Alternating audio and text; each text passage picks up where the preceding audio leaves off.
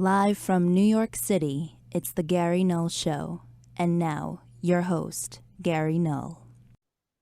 Hi, I'm Gary Null. Nice to be with you today. We begin our program always with the latest on health and healing, always from respected institutions and always from the National Library of Medicine and the peer-reviewed literature. This comes from the University of Barcelona in Spain, and it talks about olive oil. Once again, there are hundreds of articles on this topic protecting against disease, in this case, breast cancer. And it does so by launching multiple attacks against the tumor. That's correct. Research shows that the Mediterranean oil mounts a multi-pronged attack on the tumors, stunting their growth, driving their cells to implode and protecting against potential cancer damage to your DNA. The Spanish scientists from the University of Barcelona set out to find out why previous studies had linked an olive oil-rich diet, that also includes eating olives, to a lower odds of various cancers. Now, here's what happens. I'll try to make it as non-technical as possible. But olive oil switches off proteins that cancer cells rely upon to stay alive, and this was in experiments in rats. They showed that olive oil thwarts a gene that drives the growth of breast cancer tumors. The olive oil, a cornerstone of the Mediterranean diet, also switches off proteins that cancer cells rely upon to stay alive. If that isn't enough, it also protects the DNA from damage that can lead to cancer. So all this was published in the peer-reviewed journal Carcinogenesis, and this is currently out right now. And what they suggested was something in the neighborhood of 10 teaspoons of high-quality extra virgin olive oil a day. And that may seem like a lot. Well, remember, it's 3 teaspoons to a tablespoon. So you're only talking about 3 tablespoons of olive oil a day. You could easily put that into a soup, which I do. I put it into my smoothie each morning. I put a tablespoon in the morning, but I also add other oils as well, like coconut oil, organic and raw, and essential fatty acids. Now, that's still not all the oils. There's the oil from avocados, and the oils from walnuts and almonds and macadamia nuts, cashews, all good for your heart and your health and your immune system. So just keep this in mind. When you're cooking something, don't use olive oil. Use the coconut oil, the macadamia oil. Those are the 2 best. And mustard seed oil is also okay. Why? Because those 3 oils have a very high tolerance for heat, meaning you can get the temperature up pretty high and it still won't adversely affect the oil. What I do, for example, if I'm going to do some roasted potatoes, I'll simply cut the potatoes into pieces and then I coat them in olive oil or coconut oil. And then when they roast, the nutrients in the potato are not harmed, especially the alpha lipoic acid. So use olive oil at the end of cooking. For example, when I make brown rice, and I turn off the heat, and I go to put the top on, that's when I stir in some olive oil. And I stir it in, and then put the lid on and let it steep, and that makes nice fluffy oil. But also, the olive oil keeps it from sticking together. Anyhow, use olive oil on salads, use it in a dressing, pour it over brown rice or baked potatoes, whatever you're making, but get it into your system because it can prevent cancer. In fact, a separate study, a long-term study also in Spain, showed that olive oil turns down genes linked to hardening of the arteries and heart disease. That's one of the reasons that even though they have a lot of fat in the diet and a lot of cholesterol in the diet in the Mediterranean, they don't have the same heart disease and stroke risk that we have in the United States. Quality of the oil makes a difference. A separate study from Harvard School of Public Health shows that high dietary fiber intake in young women reduces the risk of breast cancer. Let's go over this again.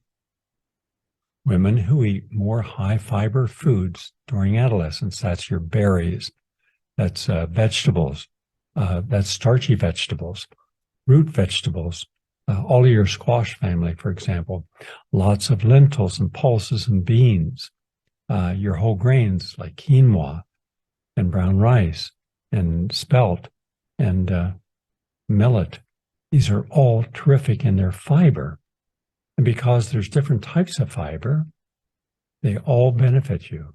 Anywhere, I would say, between 35 and a high of 50 grams of fiber throughout a day helps keep the intestine clean, helps create a good milieu for probiotics and prebiotics, the good bacteria coming together in your gut, trillions of them, and that directly impacts your immune system. So the simple message is this: if you want to have a healthier immune system, have more quality fiber. That will do it.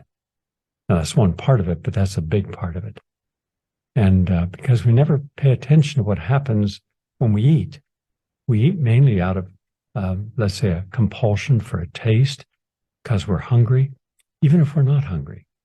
When people are nervous, they overeat, and then it doesn't get properly digested.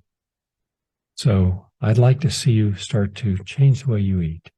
Slow down, take your time, slow eating, and eat in a comfortable environment, not a fast food environment. Don't eat and work at the same time. All across America, people are ordering in their meals, they're sitting at their desk, and they're eating while they're doing business. That's not good. You should be focused just upon joy of eating, the taste, the mouthfeel, and the satiety, the comfort you feel feeling, okay, I'm not stuffed. I could eat more, but I'm stopping because I don't want those extra calories. And I don't want to bloat myself. Now, if you have consistent gas and bloating and distension and overly powerful bowel movements, go to a doctor, gastroenterologist, and have him do a stool sample and see whether or not you have parasites. Because of the lack of hygiene in handling our own food, just at the farmer's market, yesterday I was finding people, they had the fresh harvested organic vegetables. Good. But they were taking samples and just eating them. Not good. Because you can't see all the bacteria and viruses and even parasites on the food. So proper hygiene, especially people that eat sushi, people who eat in restaurants a lot of time, you have no idea the lack of proper hygiene there. And that can cause parasites. In any case, we're talking about fiber reduces a woman's risk of breast cancer, and that is significant. So 2 ways that we can prevent breast cancer. The research, by the way, looked at 90,534 women who participated in the Nurses' Health Study. That's a large, long-running investigation of factors that influence women's health. So, make a big difference in preventing cancer. And they're just talking about 10 grams of fiber a day. That's way too little, way too little. Next up, a study finds that salt cuts off the energy supply to the immune regulations. Well, this is from Hasselt University in Belgium, and this is also from the Max Center for Molecular Medicine. Now, we knew years ago that eating just 100 grams, that's 3 ounces of sugar, can suppress your immune system for about 6 hours, a substantial part of your immune system. And that's why you don't want to be having sugar if you've got a cold, if you have cancer. You shouldn't have it at all, but I'm just telling you that it really hurts your immune response. Well, now we find out eating too much salt, which is absolutely common in the Western society. Many years ago, I did a debate on NBC, on the Bob Kane show, NBC Radio National, and the issue was sugar. And my opponent from Harvard, PhD from Harvard, very articulate person, very intelligent person, came to defend sugar in all of its different forms and the way we use it, and said the science just wasn't there to support making radical cuts. Well, I brought studies from the peer-reviewed literature showing it can contribute to cancer, obesity, dental caries, killing off the good bacteria in the stomach and the intestine, producing candida, which is a yeast overgrowth. All these things, but the worst of it was that 100 grams of sugar, that's only 3 ounces, could take about half of your immune system down by 6 hours. So you didn't have your full immunity every time you had sugar. Well, think about people who have sugar throughout the day. That means that a substantial defense mechanism, in fact, your primary defense mechanism, is being stopped. And that's not good. That's why when we put people on sugar-free diets and yeast-free diets, it takes about a month, but their immune system comes back. And that's especially true if people already have some comorbidity. But now there's a new study that finds that salt, too much salt in the diet, cuts off the energy supply to our immune regulators. Wow. Now think about the amount of sugar and salt the average person consumes a day. Now you know why so many people are susceptible to simple diseases and colds and flu and stay in bed instead of being able to have an immune system that fights off the pathogen easily. The study comes from Belgium, from the Hasselt University, also the Max Delbruck Center for Molecular Medicine. So what it's saying, in essence, is that eating too much salt, which is common in many Western societies, not only are bad for our blood pressure and cardiovascular system, it can also adversely impact the immune system. And that is not good because it's pro-inflammatory, and that's really bad. Now, this was reported in the Cell Metabolism peer-reviewed journal that salt can disrupt key immune regulators called regulatory T cells by impairing their energy metabolism. The findings may provide new avenues for exploring the development of autoimmune and cardiovascular disease. By the way, a few years ago, research by teams revealed that too much salt in our diet can negatively affect the metabolism and energy balance in certain types of innate immune cells called monocytes and macrophages and stop them from working properly. That means that pathogens, viruses, and bacteria can go around our blood and into our cells with little impedance. That's not good. And the researchers further showed that salt triggers malfunctions in the mitochondria, the power plants of our cells. So inspired by these findings, the research group wondered whether excess salt intake might also create a similar problem in adaptive immune cells like regulatory T cells, and they did. So 2 good reasons to protect your immune system: get off the sugar and get off the salt. It's that simple. I was watching a news commentary out of Salt Lake City, and I'm going to deal with that later in the program on the environmental section. And it talked about how bad the situation was, that the Great Salt Lake is drying up and is almost dry, but millions of people live right around it. And now what happens is the winds, which are severe there, take all of that salt and all of the toxins that have been used in the mining in old times that have been there for hundreds of years, and all that goes into the air. And then it goes into people's homes, in their lungs, and that could cause massive amounts of disease, massive. And so they're suggesting different technologies to help protect the people. And I'm thinking, wow, Occam's razor. Use the razor to cut through the fat to get to the meat. Metaphorically, it means, metaphorically, it simply means that use the straightest line, which is almost always the best line, to get from point A to point B.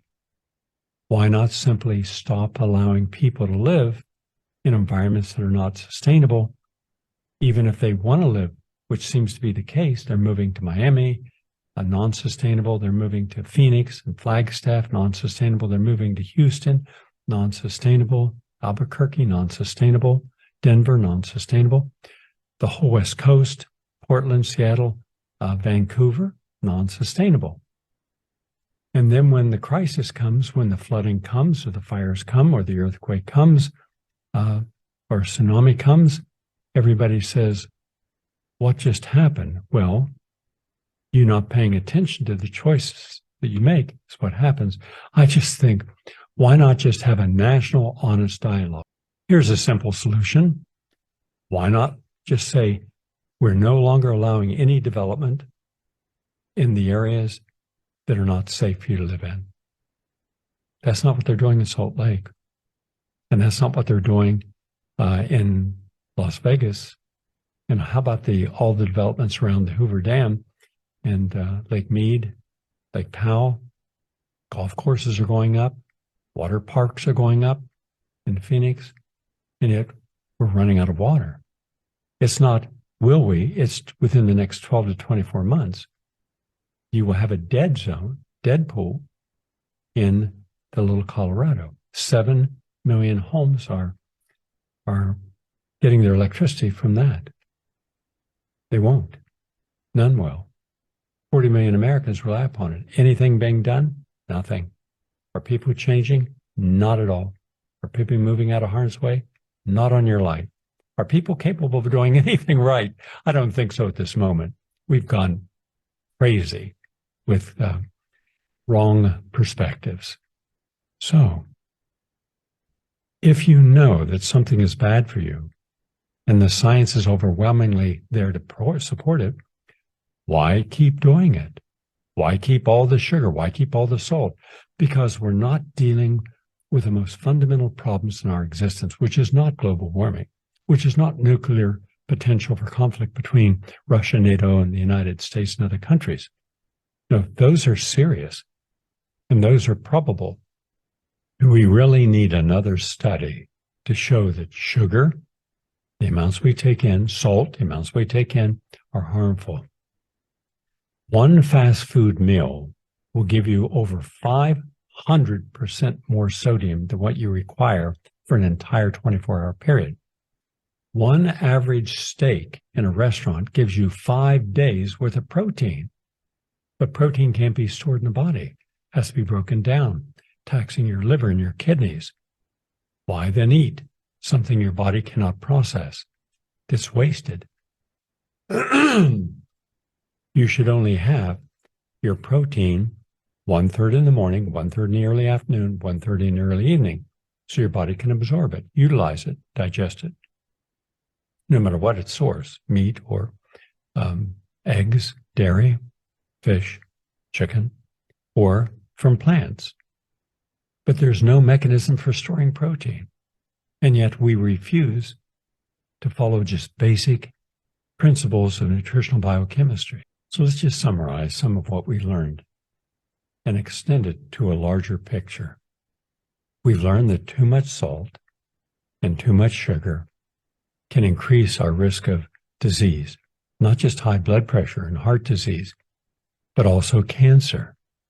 And it destroys the good bacteria in our intestine, leads to obesity. So why is it that with all the science that we have and all the public health knowledge we have, that we'll still go out and buy a meal, fast food meal, that gives us 500% more sodium in one meal than what we require an entire day?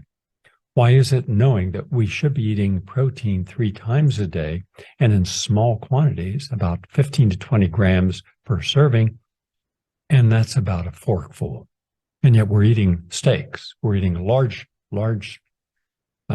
burgers that have maybe 250 grams of protein? Well, if you only need in a whole day, let's say 50, and you're dealing with 250 in one meal, in one item in one meal, then that means that you've just eaten a week's worth of protein in one meal, and it can't be stored.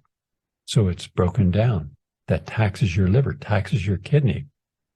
It causes sludging in the blood, aggregation of the red blood cells, making you more susceptible to stroke, heart attacks, clots. So I have a question. knowing that we have a terrible diet, knowing that we have over 80% of our adult population is overweight, over 65% is obese, and that's a major comorbidity for heart disease, stroke, cancer, depression, diabetes, and early death. Why do we keep doing it? Why? Could we say the same thing, the same kind of logic should apply to asking the question, why is it with so many places now being determined, absolutely, you should not be living there because, well, it's environmentally unsafe. The buildings up and down the Florida East Coast and West Coast, they're dangerous because of the ever-increasing tide, and that's not going to reverse itself.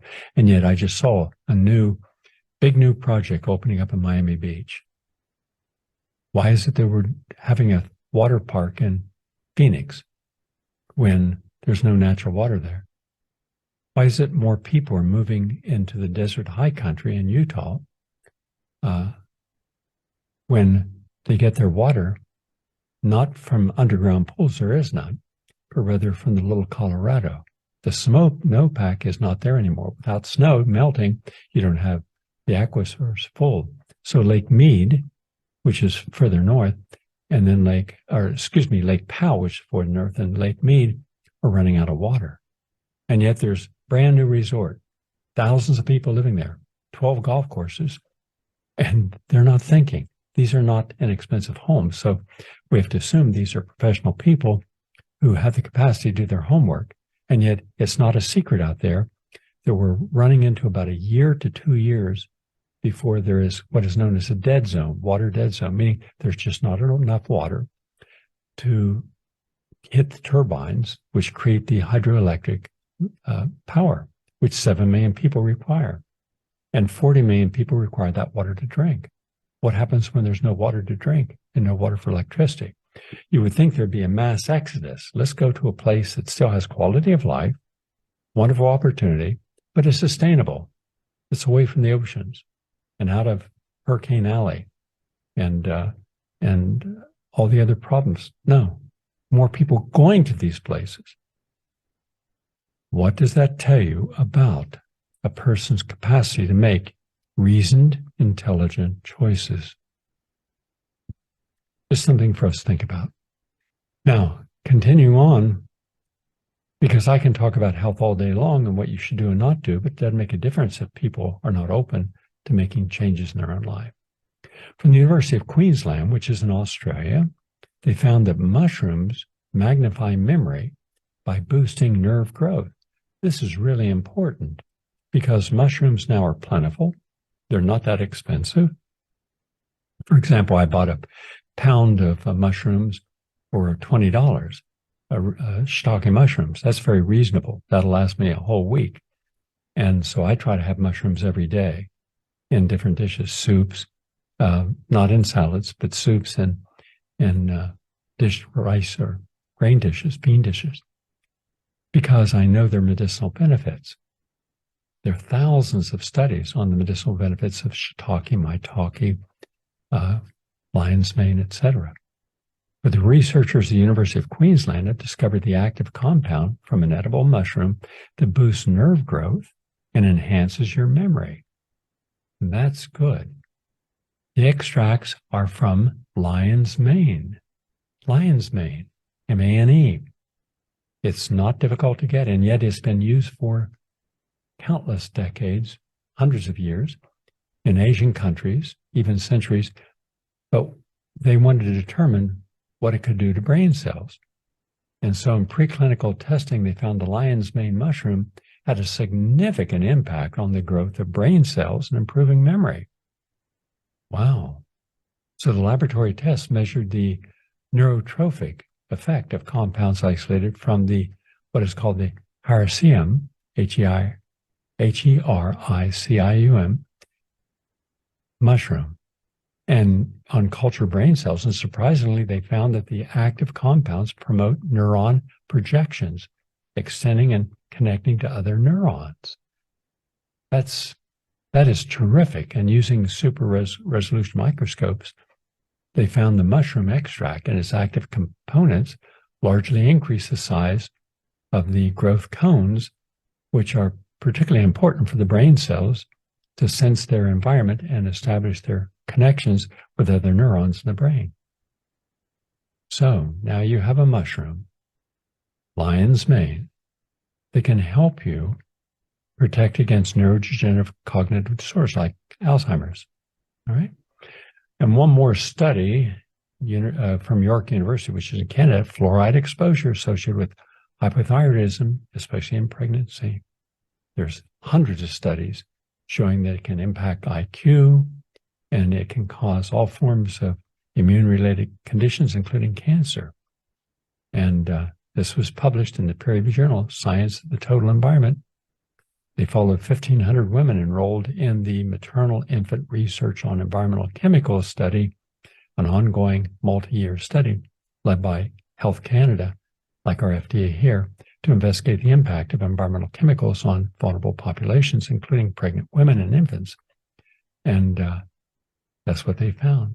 Just drinking normal amounts of tap water, the fluoride in it, was enough to increase by 65%.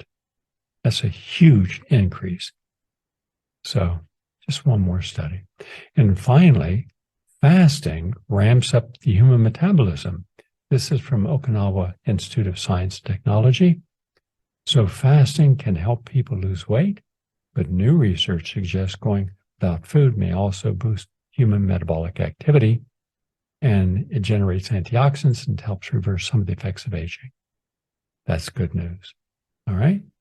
So our controlled fasting, meaning eat your last meal earlier in the evening and then don't eat again until the next morning, that can also help. All right.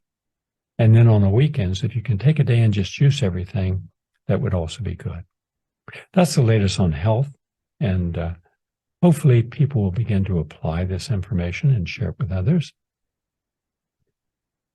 I'm going to be probably writing around 50 articles. I wrote 57 articles last year on important topics, 5G, and all the different health issues that we face. They're for free. They're up on GaryNull.com. Just go up there and go to articles, then you'll have all these different categories you can look at. And one of them is also on anti-aging. And just take a look to see that the answers to so many of our problems are right in front of us. We just have to be willing to want to change. And if we are, good for us. You're going to benefit from it tremendously, especially the more you do. I don't expect people to make all kinds of changes all at once. That'd be unreasonable. But I do hope that people begin to realize the more they change for the better, the less problems they're going to have, the less pain, the less fatigue, the less disease they'll manifest. And also, there are a lot of good health quality programs on Progressive Radio Voices. So tune in, go to the website, PRN.Live, PRN.Live, and see if a lot of the issues you're faced with, you need additional professional input that's not biased. You'll get that information there. All right? So for those of you who just are listening and watching the Health and Nutrition segment, we thank you for joining us. For those of you who are going to be now tuned in to the rest of the program where we take on a lot of other issues, we're going to take a break. We'll be back in a moment. Are you tired of closed-minded programming? Well, look no further than PRN.Live, the home for progressive voices.